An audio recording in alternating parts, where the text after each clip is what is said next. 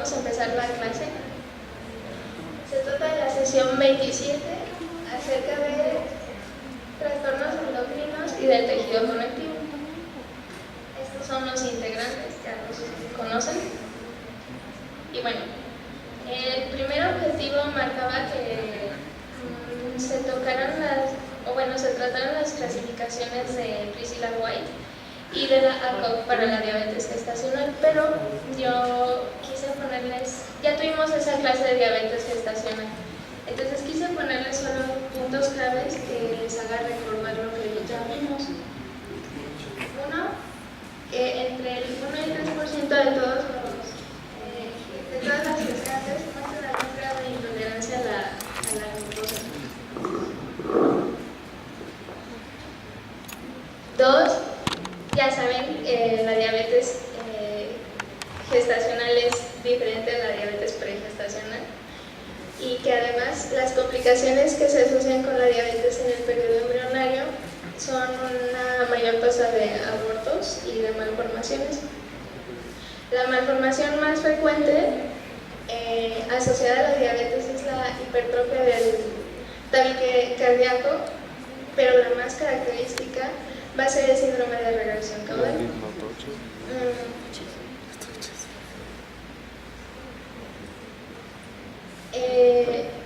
Las complicaciones que se asocian al segundo y tercer trimestre con diabetes se relacionan con alteraciones del crecimiento, es decir, productos macrosómicos, alteraciones en la madurez pulmonar porque hay mayor incidencia de síndrome de dificultad respiratoria o de enfermedad de membrana hialina y con problemas al momento del parto por el riesgo de distosia secundaria a la macrosomía antes mencionada. Se debe de realizar una sobrecarga de 50 gramos a todas las gestantes entre las 24 y 28 semanas. Bueno, de aquí lo importante es que ustedes se acuerden que es entre las 24 y 28 que se tiene que hacer el screening. Y ya, vamos a lo que sigue. Muy bien, la clasificación de Priscilla White ya es una clasificación bastante de antaño, se elaboró en 1978. Nos sirve para evaluar de una forma rápida si hay un compromiso vascular de la paciente. Ahorita vamos a ver una tablita para que ustedes puedan corroborar los parámetros que toma en cuenta esta clasificación. Incluye demasiados grupos, entonces eso hace que esta clasificación sea más compleja y que además su valor predictivo sea menor, por eso ya no se utiliza. Y bueno, la clasificación de la doctora Priscilla White abarca desde la B hasta la T.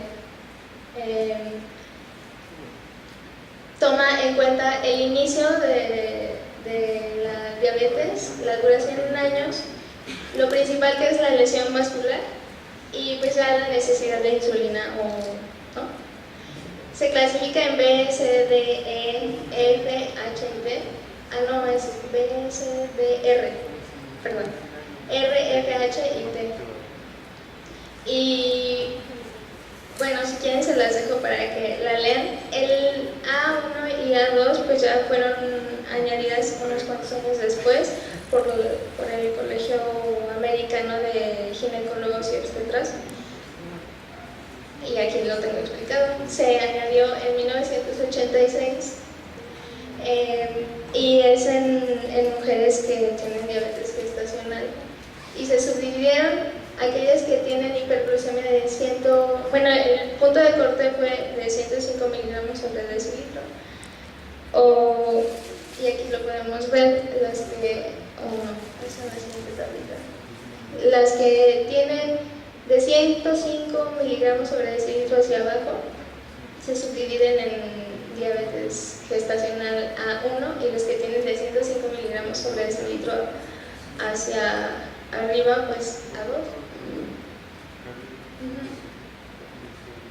Aquellas en las clases B A la H de la clasificación de White tienen una diabetes manifiesta que antecede al embarazo, pero este sistema recarga que las alteraciones del órgano diana que afectan en especial a ojos, a riñones, corazón, tienen efectos importantes sobre el resultado del embarazo. Aquí les dejo la tablita. Bueno, es importante recalcar que ya la diabetes A1 y A2, pues ya la A1 el tratamiento es solamente con dieta y la A2 va a utilizar insulina, así como el resto de todas las que se clasifican dentro de la clasificación White. Y bueno, la clasificación de la ACOG pues es todavía más sencilla, pero ya ha caído también en desuso. Se clasifica en diabetes gestacional no insulino dependiente y esa se subclasifica en aquella de bajo riesgo y la de alto riesgo. El segundo grupo es diabetes gestacional insulino dependiente pero sin lesión orgánica, y ya la tercera es diabetes gestacional insulino dependiente pero con lesión orgánica.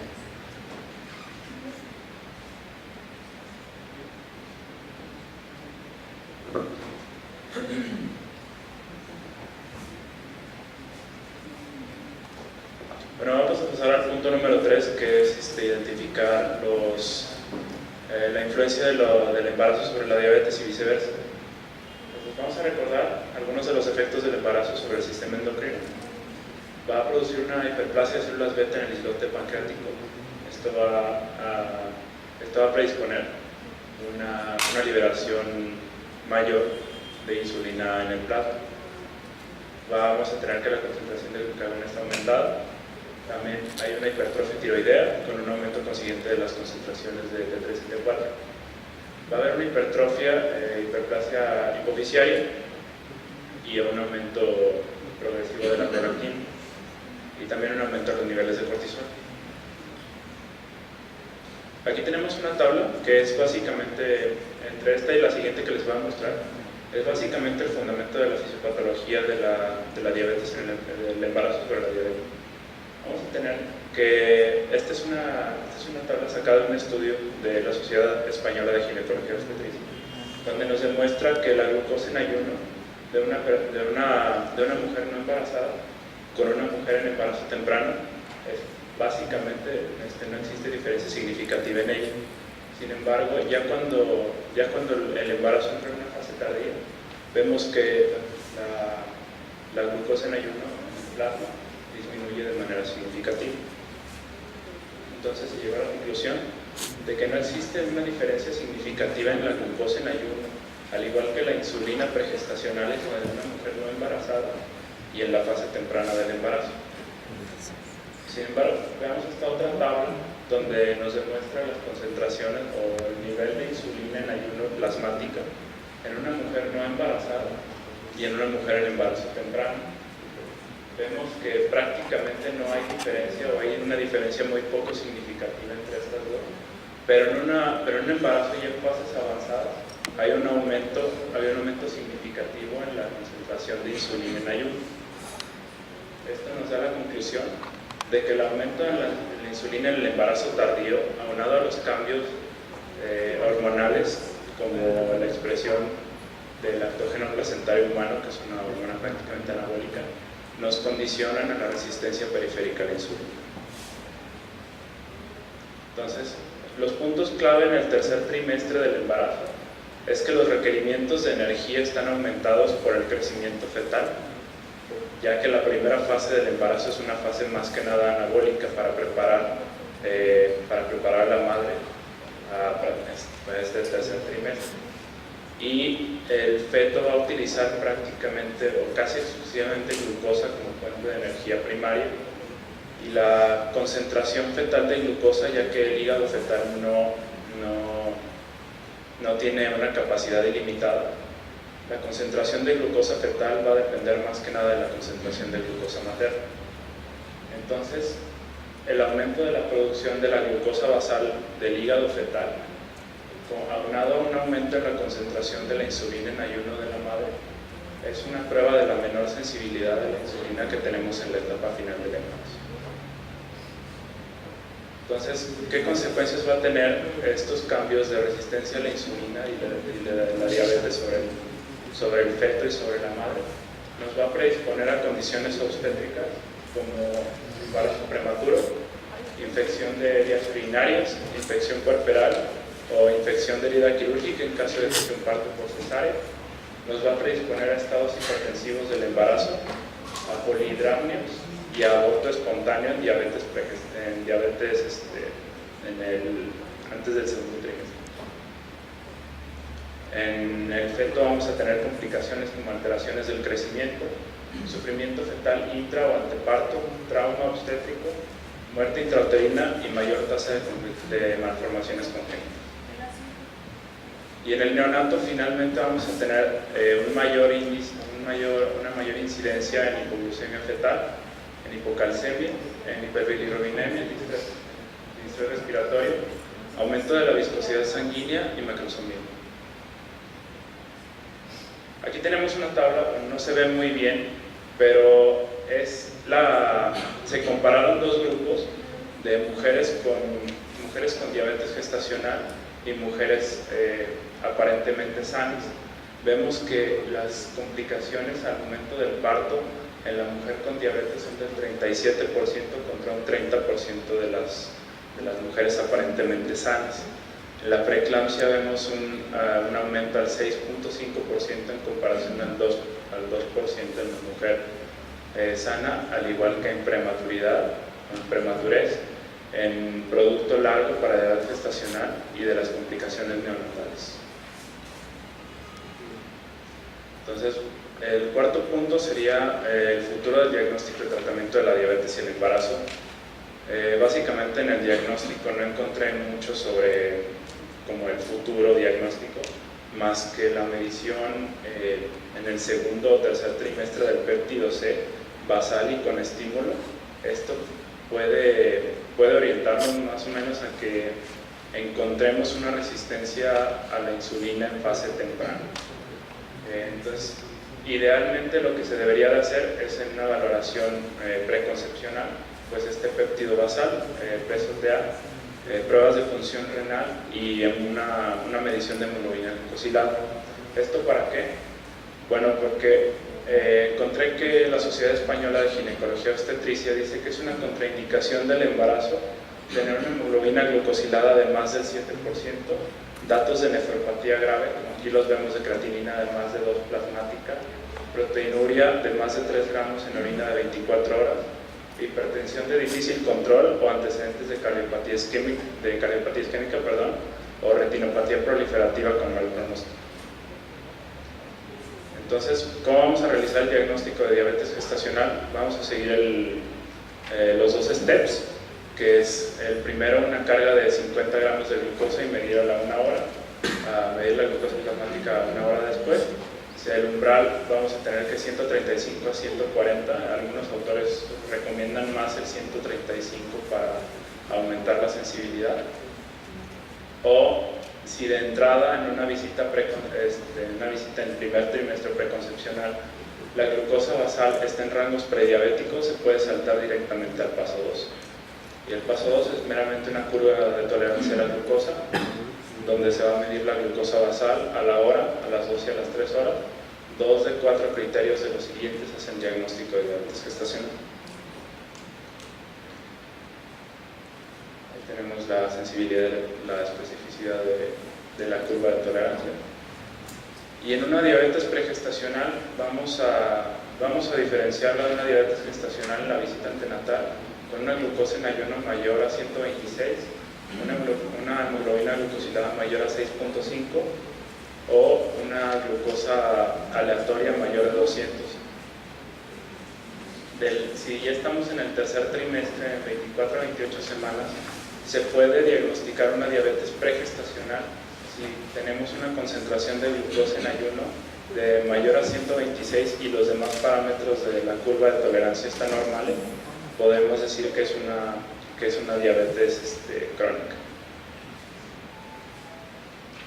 Entonces, las metas del control glucémico tenemos en la curva tener una basal de 70 a 100. Si se mide capilar con glucómetro puede discrepar hasta 8 a 10% hacia arriba los valores de glucosa sérica, y postprandial de 100 a 140 a la hora y de 80 a 120 a las 2 horas, con una hemoglobina glucosilada preferentemente de 4 a 6%.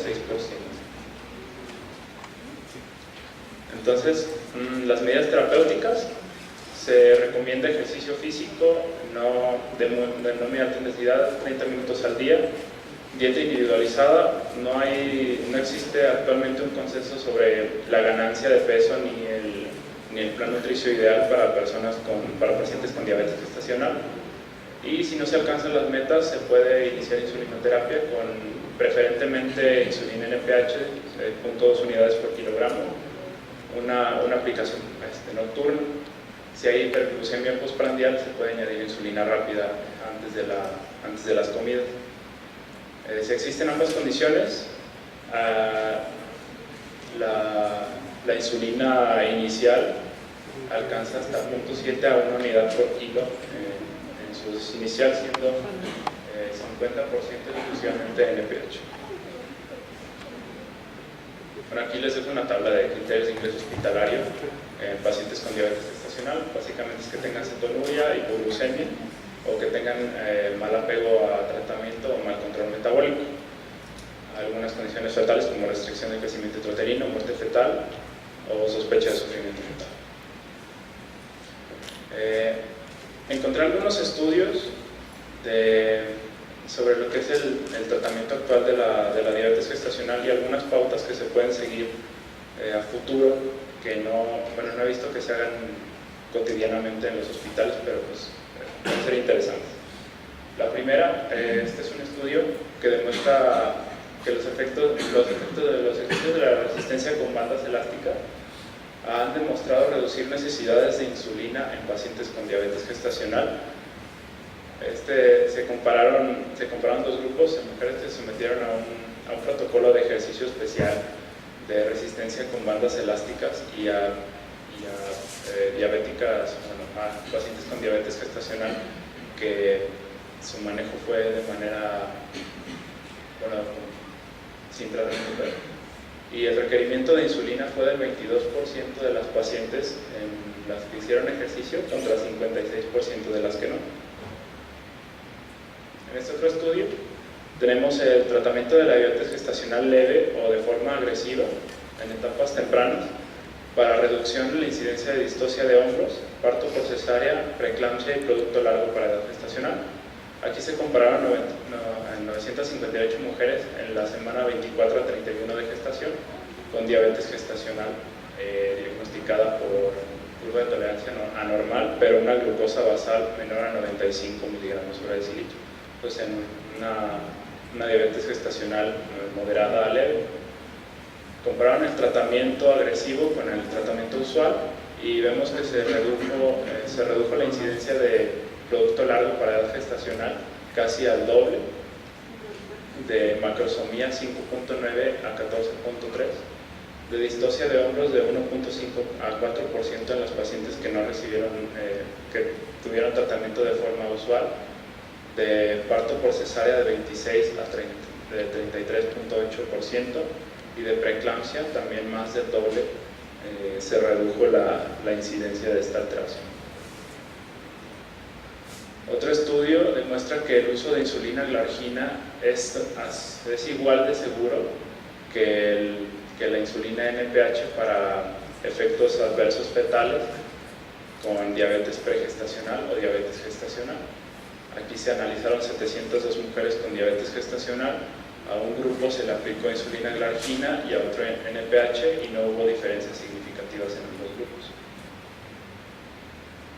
Bueno, la terapéutica en labor no existen así como un consenso sobre lo que se debe hacer siempre en labor en pacientes con diabetes gestacional. Sin embargo, se recomienda la infusión de dextrosa de 100 a 150 cc a una hora hasta alcanzar los 100 miligramos por decilitro de glucosa, y a partir de ahí un aumento de la glucosa puede ser indicación de insulina regular, 1.25 unidades por hora si se exceden estos niveles.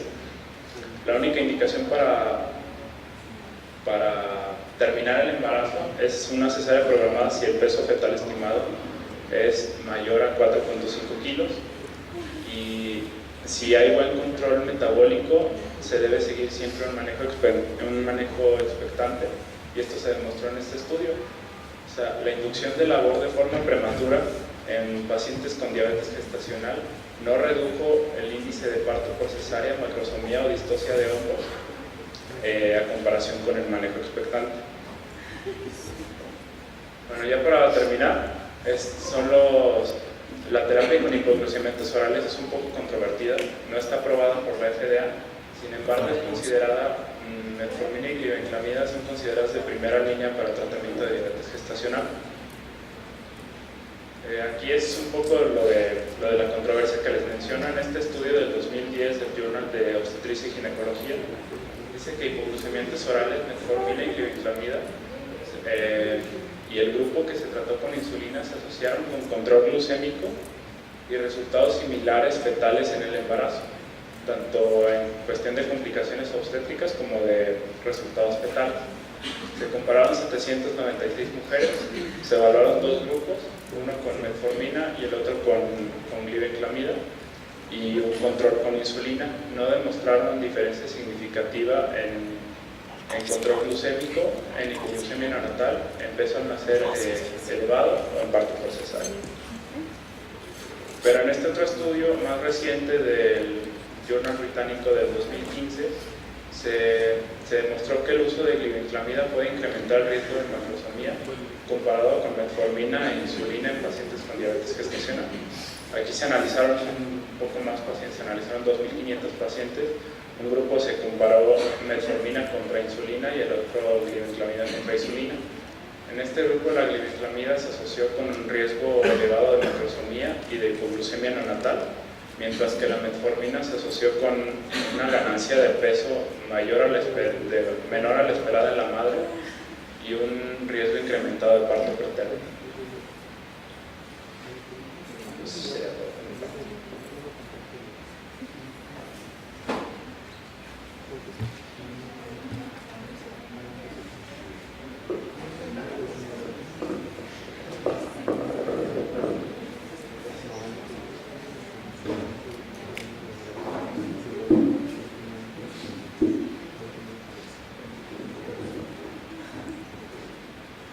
Bueno, el objetivo 5 es hablar un poco sobre las enfermedades tiroideas, de la paratiroides, suprarrenales e hipoficiales que se presentan durante el embarazo, bueno, que se presentan antes del embarazo, pero que pueden estar presentes. Bueno, comenzamos con las enfermedades de la tiroides. Como concepto general, son más frecuentes en mujeres jóvenes. Hay una incidencia de 1% considerando el hipertiroidismo, el hipotiroidismo y la tiroiditis. El efecto depende principalmente de la tiroxina materna, y los fármacos que afectan a la tiroides materna también van a afectar al feto. La enfermedad tiroidea autoinmunitaria es una enfermedad en la que va a haber anticuerpos contra diversos componentes celulares específicos. Hay anticuerpos estimulantes de la tiroides que se fijan al receptor de TSH, lo activan, hay una hiperfunción y crecimiento de la tiroides y eso va a generar o condicionar la enfermedad de Graves. Hay anticuerpos que bloquean la estimulación también tiroidea, así como también podemos encontrar anticuerpos antiperoxidasa que van a ser contra microsomas. Este representa del 10 al 20% de las embarazadas. Se va a presentar 50% de la tiroiditis autoinmunitaria transitoria, va a haber una insuficiencia tiroidea. Esto va a predisponer mayormente a que exista aborto y síndrome de Down. Y se recomienda una detección temprana, ya que aumenta el riesgo de la disfunción tiroidea postparto y una insuficiencia tiroidea permanente. Ok, el hipertiroidismo como tal va a haber una incidencia de 1 en cada 1000 o 2 millones de embarazos.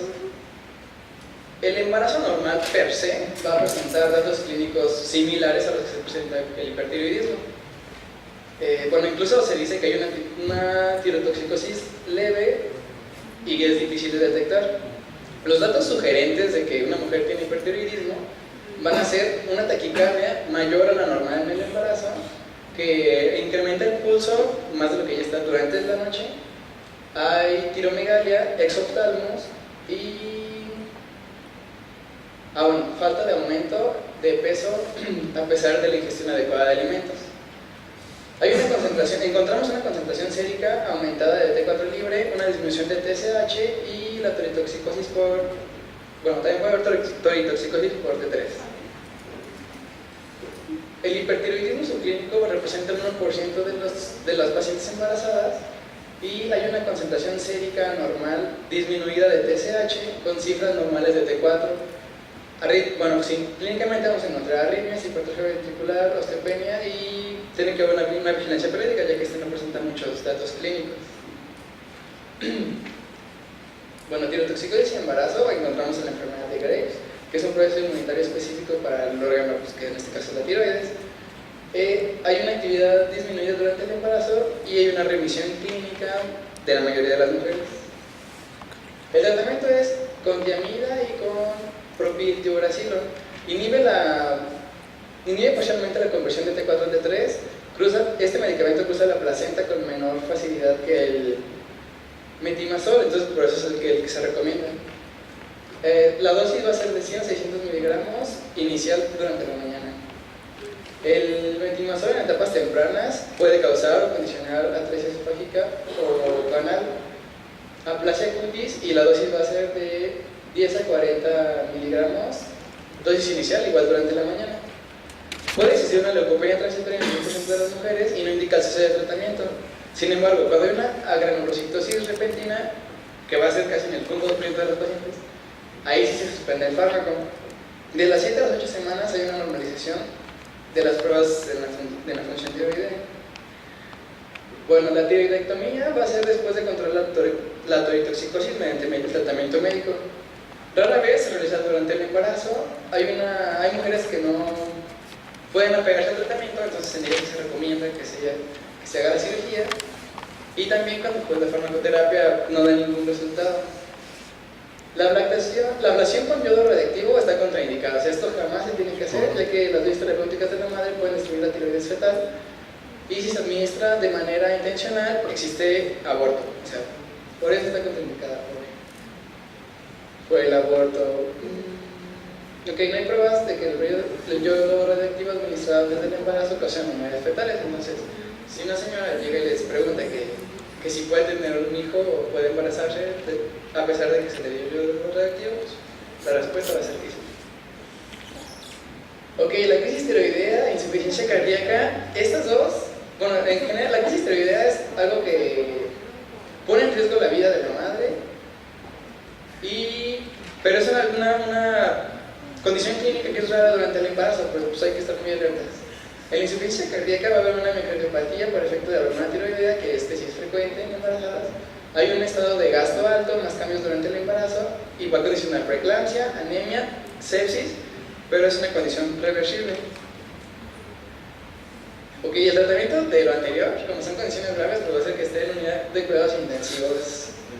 Y aquí les dejo el tratamiento que se da con ese punto. Lo importante de aquí es el resultado de las enfermedades tiroideas durante el embarazo. Que definitivamente va a depender del control metabólico que tenga la madre. La tiroxina excesiva puede causar aborto espontáneo. Las mujeres no tratadas con hipertiroidismo, no tratadas o con hipertiroidismo a pesar del tratamiento, hay una mayor incidencia de preeclampsia, insuficiencia cardíaca y resultados perinatales adversos. Hay una mortalidad perinatal del 6 a 12%. Ahora los efectos fetales y neonatales. Perinato casi siempre va a ser eutiroideo y puede haber hiper o hipotiroidismo dependiendo de las condiciones en las que se desenvuelve el embarazo. Y puede existir con o sin bocio. Los recién nacidos pueden tener varias presentaciones clínicas, que es lo que ya les comentaba, que puede ser tirotoxicosis con bocio, el hipotiroidismo bocioso y así como el hipotiroidismo no bocioso. Ahora, el hipotiroidismo. Esto se debe a una destrucción de la glándula por anticuerpos, en el 2.5 de las mujeres que van a estar embarazadas.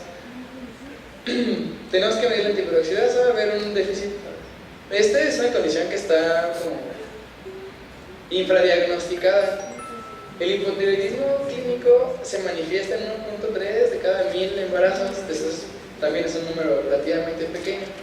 Hay un aumento en la concentración de TSH y una disminución en las cifras de tiroxina.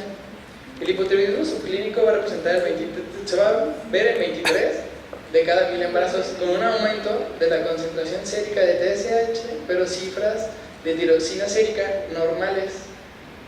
Bueno, el hipotiroidismo grave en embarazo es raro por relacionarse con esterilidad y aborto. Resultados de un hipotiroidismo en el embarazo, resultados perinatales adversos excesivos. Hay un tratamiento de restricción, la tiroxina tiene que ser de 5 a 10 miligramos durante el día, durante las mañanas. El hipotiroidismo subclínico puede alterar el desarrollo neurofisiológico fetal. Bueno, una de las condiciones que puede presentarse con el hipotiroidismo de la madre va a ser el hipotiroidismo congénito. Es un diagnóstico recién nacidos que pasa, bueno, ya casi no, pero antes pasaba mucho inadvertido. Hasta que en 1974 se introdujeron pruebas de detección masiva en recién nacidos, que pues es el tamaño neonatal. Se encuentra alrededor de 1 por cada 40 lactantes.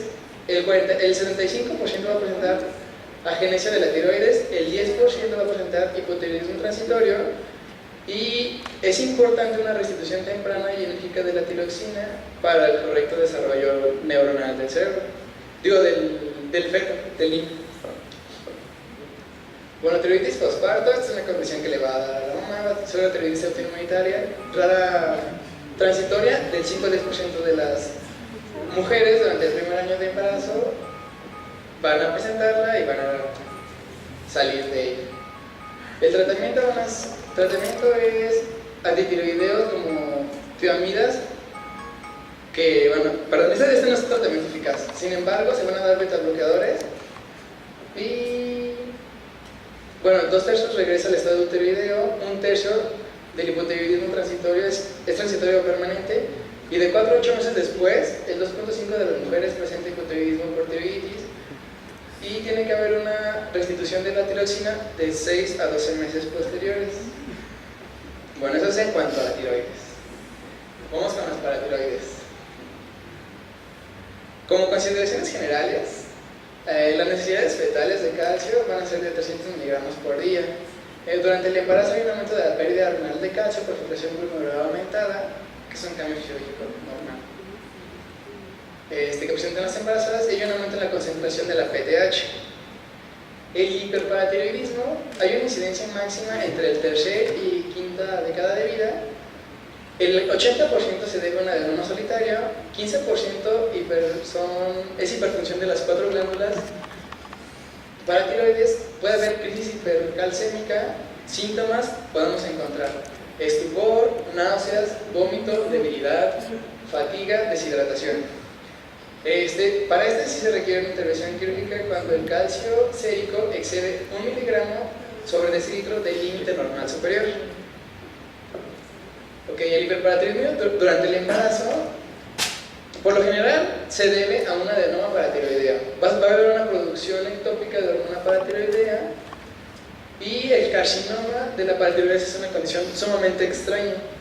Los síntomas que encontramos en el paratiroidismo durante el embarazo van a ser hiperemesis, debilidad generalizada, cálculos renales, trastornos psiquiátricos y pancreatitis.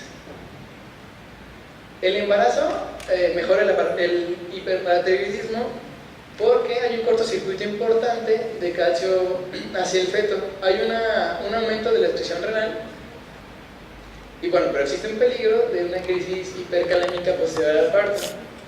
El tratamiento, si presenta síntomas, es quirúrgico, y si no presenta síntomas, se va a dar fosfato vía oral 1 miligramo por día, 1.5 gramos por día.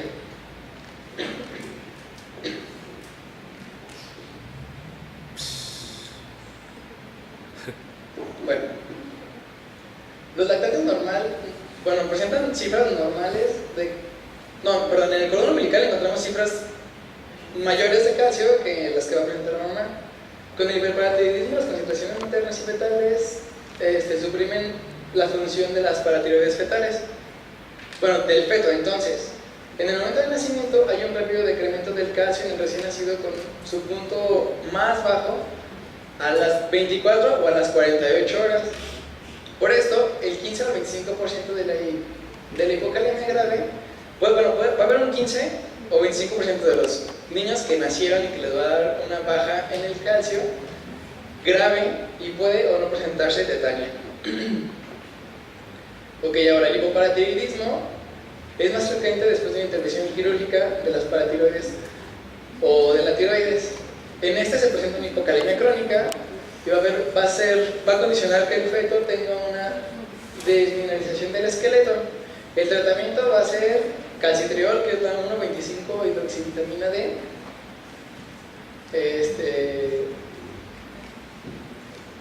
La dosis va a ser de 50 a 150 miliunidades por día.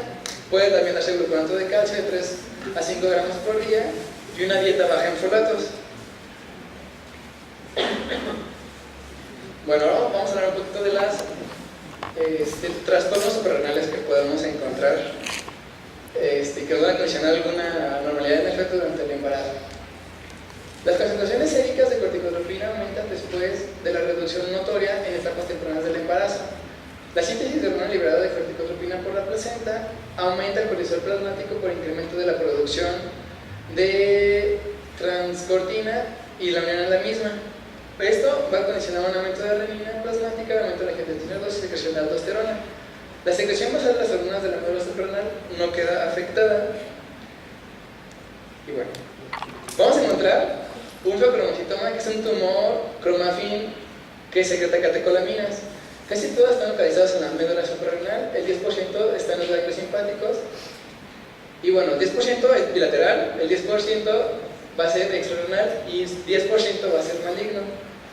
Relación con carcinoma medular de la tiroides e hiperparatiroidismo va a generar una condición que se llama síndrome de neoplasia endocrinal múltiple, y el 0.1% de los hipertensos va a presentar un feocromocitoma, que son pacientes que le das tratamiento para hipertensión y nunca se le controla hasta que sospecha en el feocromocitoma.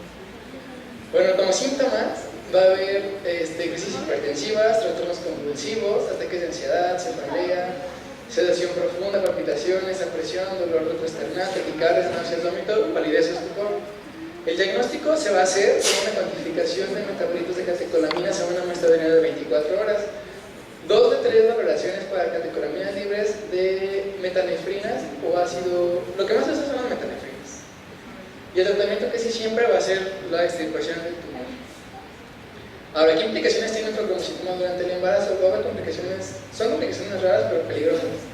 Muerte materna es la más frecuente si no se detecta antes del parto. Hay varios métodos para localizar esto, ¿no? Ya sea ultrasonido, TAC, resonancia magnética, y hay que diferenciar entre preeclampsia y las crisis hipertensivas que ocasionan el feocromocitoma. El tratamiento puede ser el control inmediato con fenoxibenzamida de 10 a 30 miligramos 4 veces al día. Después se pueden también dar beta-bloqueantes para corregir la taquicardia, y definitivamente la extirpación quirúrgica va a ser el único tratamiento. Ok, ahora vamos a hablar un poquito del síndrome de Cushing. Bueno, el síndrome de Cushing se da por una exposición a largo plazo de glucorticoides. La causa más frecuente del síndrome de Cushing va a ser iatrogénica por el consumo de corticosteroides. Y cuando es endógeno se va a deber a un aumento de la producción del cortisol en las suprarrenales.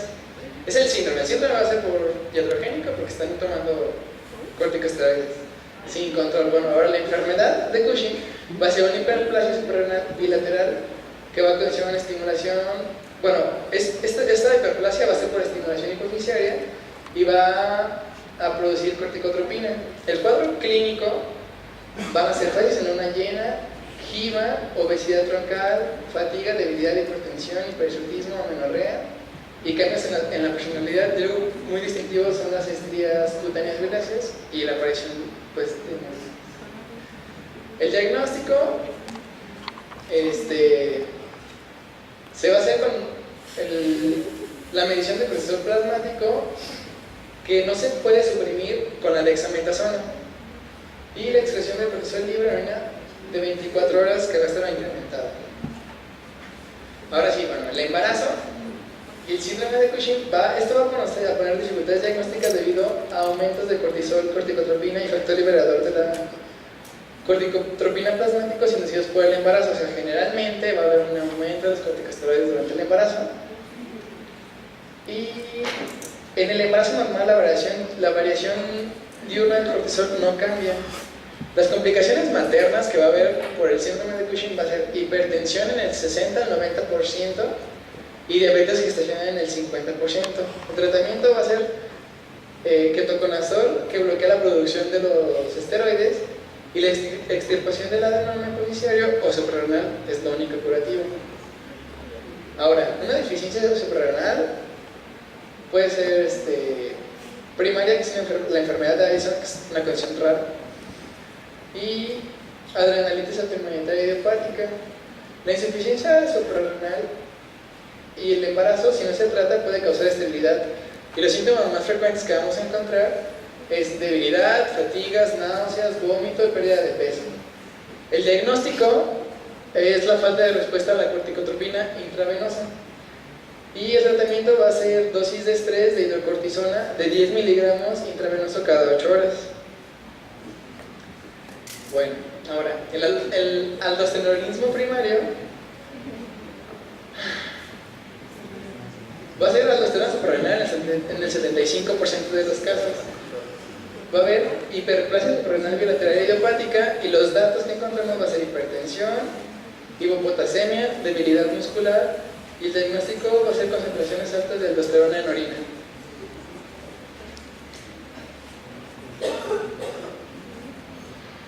Ok, ahora el embarazo y el hiperaldosteronismo. La progesterona va a bloquear la acción de la aldosterona. En la gestación normal hay concentraciones altas de aldosterona.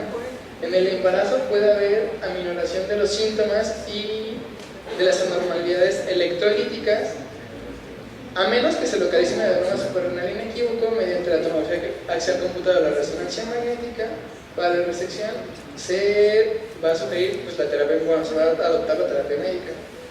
El tratamiento es la espironolactona, porque disminuye la hipertensión, también los bloqueantes beta o bloqueantes de los canales de calcio. Y bueno, otra vez, ¿no? El tratamiento es quirúrgico para que se vea el resultado curativo. Ok, enfermedades de la hipófisis. La hipófisis normal se agranda durante el embarazo, sobre todo por hiperplasia de células lactotróficas. Depende de la estimulación de los estrógenos. Y bueno, vamos a hablar un poco de prolactinoma. Los síntomas del prolactinoma van a ser amenorrea, galactorrea, hiperprolactinemia, y se va a considerar que es un microadenoma cuando va a medir menos de 10 milímetros y un macroadenoma cuando va a medir más de 10 milímetros. Generalmente, los macroadenomas son los que nos van a condicionar los datos clínicos de menopsia ipsilateral, y son en los que se recomienda, bueno, primero hay que iniciar con el tratamiento médico, que va a ser como bromocriptina, pero como los macroadenomas condicionan muchos síntomas, el tratamiento que se sugiere también es quirúrgico. Ok, ahora los prolactinomas en el embarazo.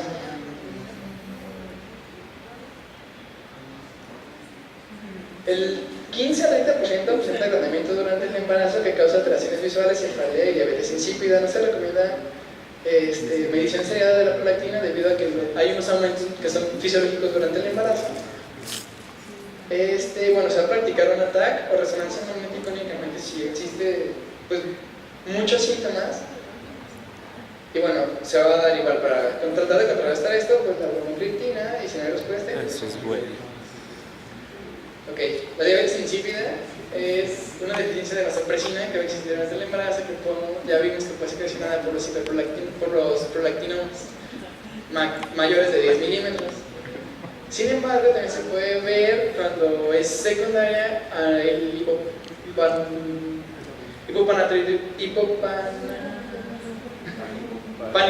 panhipotiroidismo, y eso va a condicionar pues también la deficiencia de la vasopresina.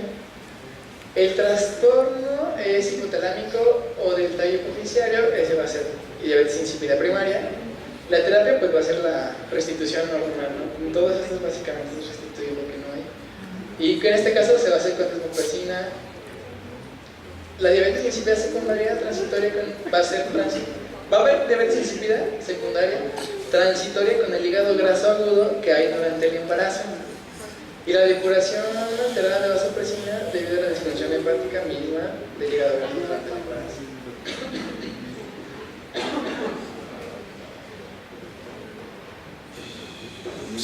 Sheehan.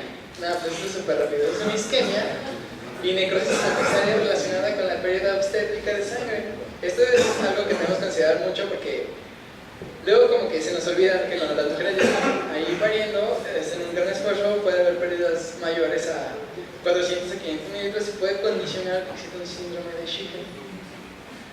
Bueno, en una presentación aguda va a haber hipotensión persistente, taquicardia, hipoglucemia y fracaso en la lactación. Incluso las mujeres pueden morirse por síndrome de Sheehan, pero es igual condicionado por la hipovolemia, la pérdida de sanguínea durante el momento del parto. Luego siguen las enfermedades del tejido técnico, pero pues vamos a escuchar el instrumento.